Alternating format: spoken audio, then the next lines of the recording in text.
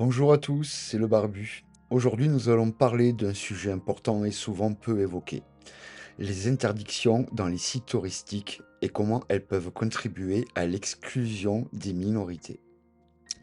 Tout d'abord, il faut comprendre pourquoi certaines interdictions existent. Dans de nombreux sites, naturels ou touristiques, des mesures sont prises pour protéger l'environnement. Par exemple, des plages ou des zones fragiles peuvent être fermées temporairement ou soumises à des quotas stricts pour limiter la fréquentation et préserver la nature. Ces mesures sont nécessaires, hein, mais elles peuvent aussi rendre l'accès plus difficile pour certains visiteurs, notamment ceux qui n'ont pas les moyens ou la flexibilité de réserver à l'avance. Ensuite, il y a la question des espaces dits no-kid, ces lieux où les enfants ne sont pas admis. Ces interdictions peuvent sembler anodines, mais elles créent une forme d'exclusion générationnelle.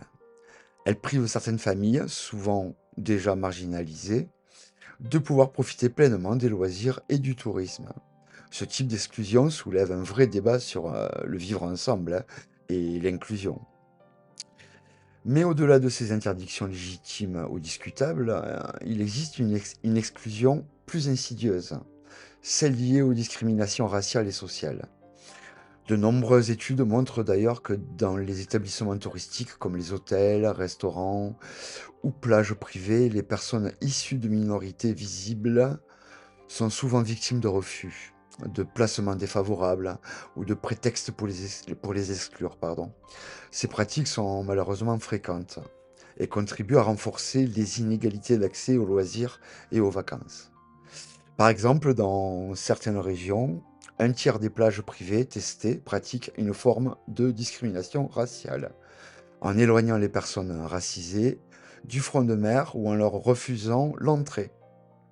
De même, les personnes d'origine africaine ou issues de quartiers populaires doivent souvent multiplier leurs démarches pour obtenir une réservation dans un hôtel ou un camping, ce qui n'est pas le cas des autres clients.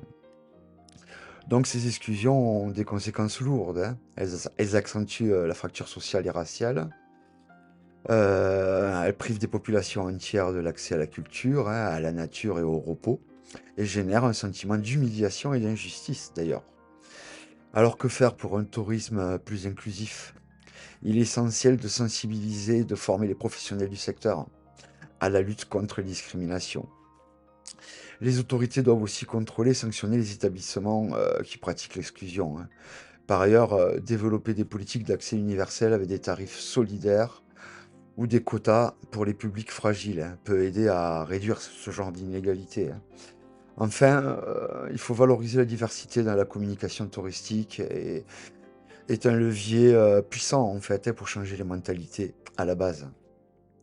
En résumé, si certaines interdictions dans les sites touristiques sont nécessaires pour protéger l'environnement, il faut rester vigilant pour qu'elles ne deviennent pas des outils d'exclusion sociale ou raciale. Le tourisme doit rester un espace de partage, d'ouverture et d'inclusion pour tous.